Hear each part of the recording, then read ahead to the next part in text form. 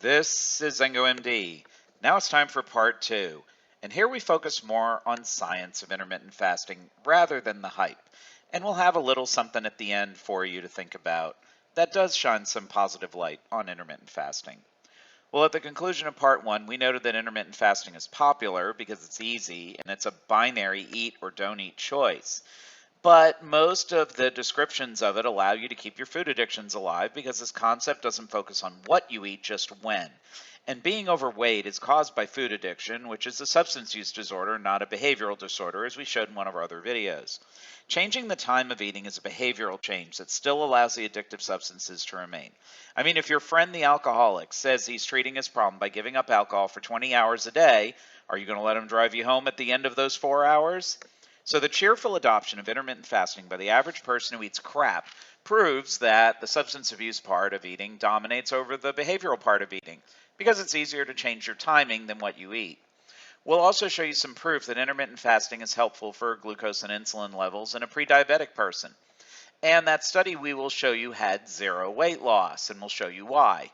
Most of the endpoints we all want when changing our way of eating are directly related to our menu and portions of our consumption, not our timing. So if you want to lose weight permanently, you need to break free from your food addictions, not cram them into fewer hours of the day. You think eating a cookie once in 24 hours will make you not want it anymore? Well, eating that cookie only 3 times a month will fully keep your addictive hedonic pathway alive. Even this degree of intermittent menu restriction does not work because next month, more likely than not, you're going to do this rather than eliminate the cookies completely. Now it's time for some more science. Let's go back to the whiteboard and figure this all out. Here's what happens in a 3-day fast or relative carb starvation. When you don't take in any calories, you begin to burn off your glycogen, or liquid sugar that is stored in liver and muscle. This takes 12 to 36 hours, depending on how much sugar you consume and how fit your muscles are. Once glycogen stores get critically low, then we see fat burning begin. And that's the generation of ketones. Fat burning does not happen in the first hour after we fast or in the first 6 hours either. We burn the glycogen first. And this fact is what draws people into the concept of intermittent fasting. Now let's look at what happens with hunger. While glycogen is being burned, both hunger and cravings rise. This is what makes starting any diet so difficult, and those urges are caused in part by the sugar and insulin spike of the prior meal. So any meal early in a diet that is larger than average, or a meal later in the diet that is a little bit out of character, and the whole house of cards can fall down if we give in to this hunger. But as fat burning gets more consistent, and we're able to eat in a way that does not replenish too much of the glycogen and keep our fat burning going on, then our diet resists the hedonic foods and hunger begins to subside long term.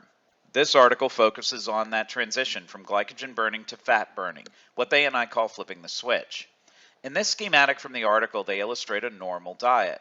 You eat where the red arrows are and you see the fat burning, ketones, is basically 0.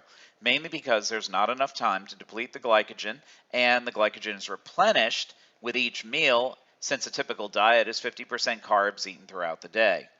In the second case, prolonged fasting can outlast the glycogen reserves, and the fat burning will follow until the next meal at least.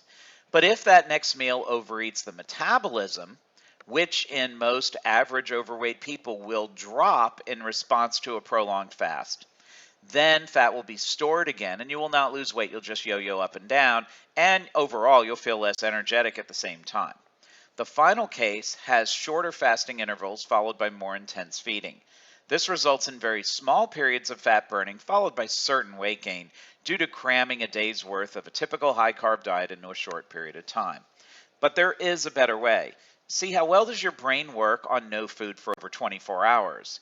Would you want to have a full day at work like that or take a big test in school? Of course not. See, the brain needs sugar for short-term energy. It adapts to burning ketone bodies after weeks, not days like muscle, which can use fat byproducts for energy in as little as 12 hours in very fit individuals. So what we do is eat 2 to 4 times a day, but eat only low glycemic whole foods, what we call the homeostatic menu: meat, fruit, vegetable, and eggs.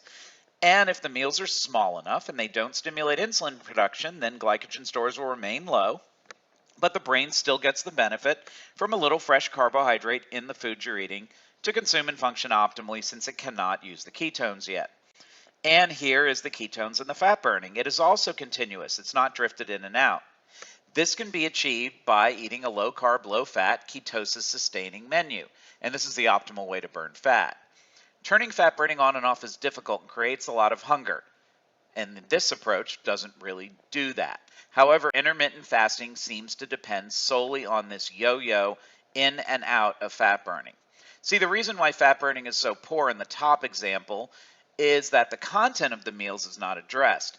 The comparison of these two situations is further evidence that what we eat matters more than when.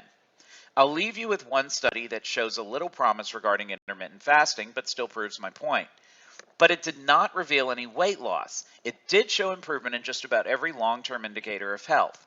Now, they only had 8 subjects who were all pre-diabetic, but all 8 participated in both the regular diet and the intermittent fasting part with a washout period in between. The feeding times for the intermittent fasting were restricted to the most metabolically active time of day, 8 a.m. to 2 p.m.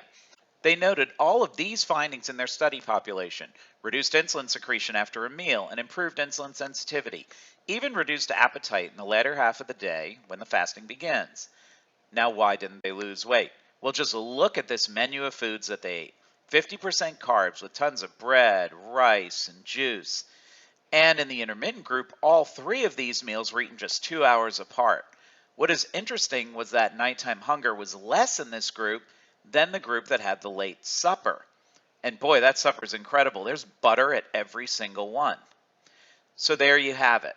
I can fully endorse intermittent fasting as long as the following criteria are met. First, choose the most metabolically active 6 hours of the day to eat. Second, you need to drink water throughout the day because you need plenty of free water in order to burn fat. Third, you must change your menu to a completely homeostatic one of meat, fruit, vegetable, and eggs. Do not try to restrict portions at first. However, your own homeostatic mechanism will limit your intake naturally. Remember, it's pretty impossible to eat too much broccoli or too many apples, right? Finally, if you do want to pursue a portion-restricted or hormone-assisted max ketosis diet, then you need to see your physician who's skilled in this, and we'll go over your options and check the necessary testing to ensure you're a candidate to get the best results with minimal side effects. Well, that's all for me. Follow us at ZengoMD on all these platforms.